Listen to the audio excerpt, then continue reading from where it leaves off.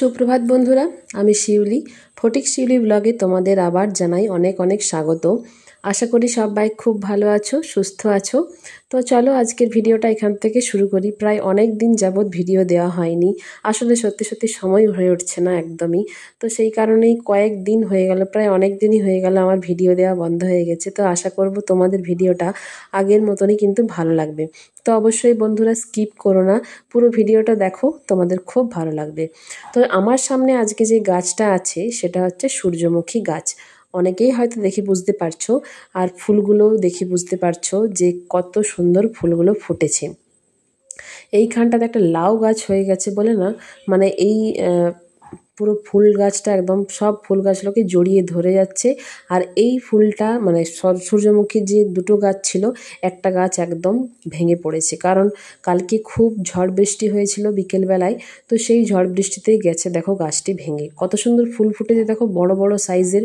কিন্তু এই গাছটি আর বাঁচবে না, কারণ এই গাছটি একদম ভেঙে পড়েছে, মানে একদমই নুয়ে গেছে। এই গাছটি যেহেতু বড় গাছ, একে সোজা করা খুব একটা মানে সহজ ব্যাপার না আর কি। আর এই গাছটা একদম স্টেডি হয়ে দাঁড়িয়ে আছে দেখো, এর কোনো অসুবিধা নেই, একদম আমার থেকে বেশি লম্বা হয়ে গেছে গাছটা। সূর্যমুখী গাছ এমনিতেই লম্বা হয়, প্লাস মোটাও হয় গোড়াগুলো খুব। আর ফুলগুলো এত সুন্দর দেখতে যে মানে দূর থেকেই আগে চোখ যাবে এই হলুদটার উপর। এখনো প্রচুর কুড়ি আসছে, অনেক ফুল ফুটবে। এখনো ছোট্ট ছোট্ট ফুল ফুটেছে। তো তোমাদেরকে দেখাচ্ছি, দাঁড়াও, যে একদম ছোটোর থেকে কিভাবে এই গাছের ফুলগুলো হয়। এটা আর একটু আগের একদম ছোটোর থেকে দেখাচ্ছি তোমাদেরকে। এই গাছটা পরিচর্যা কেমন করে করবে, কেমনভাবে যত্ন নেবে, সবই তোমাদের সাথে শেয়ার করছি। আগে দেখাই, দাঁড়াও। এইখানে দেখো, দেখতে পাচ্ছ একদম ছোট্ট ছোট্ট আছে, তারপর এই সাইজটা হয়, তারপরে একটু হয়, আর একটু বড় সাইজটা, এইভাবে ছোট্ট ছোট্ট হতে হতে হতে হতে এরকমটা হয়। এরপরে আসে এই রকমটা, হালকা হলুদ পাপড়িগুলো মেলতে থাকে, তারপরে একদম এই রকম সাইজটা হয়ে একদম ছোট মানে বড় ফুল গাছে পরিণত হয়ে যায় ফুলে। তো আর মধ্যেখানটা কালো কালো হয়, অনেকগুলো আবার মধ্যেখানটা হলুদ হলুদও হয় দেখেছি। তবে এই হলুদের মধ্যে কালোটাই কিন্তু বেশি ভালো লাগে, কারণ ফুটে ওঠে পুরো ফুল গাছটা। তো সত্যিই এত সুন্দর গাছটা পড়ে গেল, বেশ কষ্ট হচ্ছে। আর আমার নেল পালিশের কালারটাও কিন্তু গাছের সাথে ম্যাচ করে গেছে। আর ওই যে বললাম এইখানটাতে একটা লাউ গাছ না নিজে থেকেই হয়েছে, ওটা লাগায়নি কেউ। ওই লাউ গাছটা এরপর তুলে ফেলতেও পারছি না, মানে একটা গাছ যদি নিজের থেকে হয়, ও বেশ বড় সড়ো হচ্ছে, তুলে ফেলতেও পারছি না মায়াতে। আর মানে এত অসুবিধা হচ্ছে, সব গাছগুলোকে একদম জড়িয়ে ধরে উঠছে, সব গাছগুলো বাড়তেও পারছে না ঠিকঠাক মতো। তো এই ফুল গাছের হচ্ছে কিভাবে তোমরা যত্ন নেবে। তো যেমনভাবে আমি এটা লাগিয়েছি মাটিতে, তার জন্য এত বড় বড় হয়েছে। কিন্তু টবে লাগালে সাইজগুলো এত বড় বড় হবে না আর কি, টবে লাগালে বড় হবে। তো তোমরা প্রথমেই টব কিন্তু নির্বাচন করবে 10 ইঞ্চি 12 ইঞ্চির টব, কারণ যেহেতু এটা বেশ বড় সড়ো গাছ, দেখতেই পারছো, দেখো দেখাচ্ছি তোমাদের, গোড়াটা কত মোটা দেখতে পাচ্ছ, অনেক মোটা গাছটা হয় আর কি। আর বেশ বড় সড়ো হয়। তো সেক্ষেত্রে ছোট্টখাট্ট টব নির্বাচন করলে কিন্তু হবে না, বেশ বড় সড়ো আকারের একটা টব নিতে হবে, যেহেতু এরা হেভি ফিডারও গাছ, প্লাস অনেক লম্বা হয়।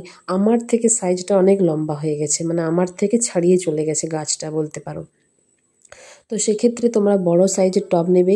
এরপর যখন টবে গাছটিকে বসাবে, তখন অবশ্যই ভার্মি কম্পোস্ট বা গোবর সার, হাড় গুঁড়ো সমস্ত কিছু মিক্সড করে, তারপরে কিন্তু নর্মাল মাটি, তার সাথে বালি, তার সাথে যেমন বললাম যে গোবর সার বা ভার্মি কম্পোস্ট, এসব মিক্সড করে কিন্তু গাছটিকে তোমরা প্রতিস্থাপন করবে। এরপর জলের কথায় আসি।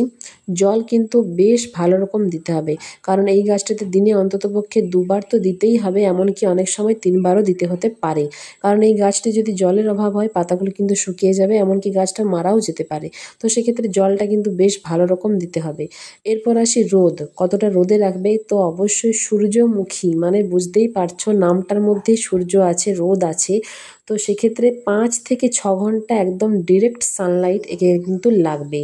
এমন জায়গায় রাখতে হবে যেখানে 5 থেকে 6 ঘন্টা কিন্তু সূর্যের আলো পায়, তবেই কিন্তু এই গাছে তোমরা ভালোভাবে ফুল পাবে, এই গাছ ফুল ফোটাতে সক্ষম হবে। তো সেক্ষেত্রে তোমরা একে রোদে রাখবে যদি টবে লাগাও। এখানে আমি বাইরে লাগিয়েছি, বাইরে সবসময় রোদ থাকে।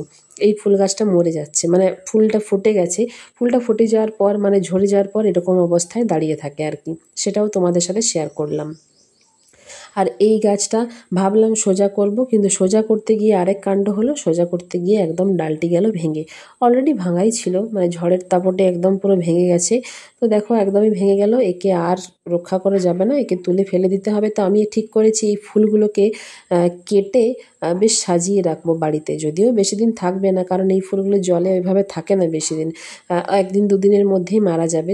তাও মানে এই গাছটা তো উপরে ফেলে দিতে হবে, তাহলে ফুলগুলো আমি যদি ঘরের সৌন্দর্যের কাজে ব্যবহার করি, দেখতে খুব সুন্দর লাগবে।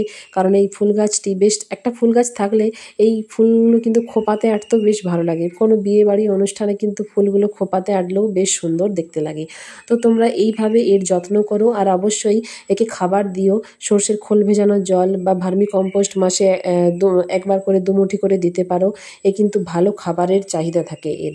আর অবশ্যই কীটনাশক স্প্রের ক্ষেত্রে তোমরা অবশ্যই যে ফাঙ্গিসাইড আছে সেটা কিন্তু অবশ্যই স্প্রে করো, কারণ এই গাছে পোকামাকড় মাঝে মাঝে দেখা যায় আর কি। তো সেটা অন্য সব গাছের মতন স্প্রে করো। তো চলো আজকের মতো এখানেই টাটা। কেমন লাগলো ভিডিওটা অবশ্যই কমেন্টে জানিও। ভালো লাগলে লাইক, কমেন্ট, শেয়ার অবশ্যই করো। তো চলো আজকের মতো এখানেই টাটা।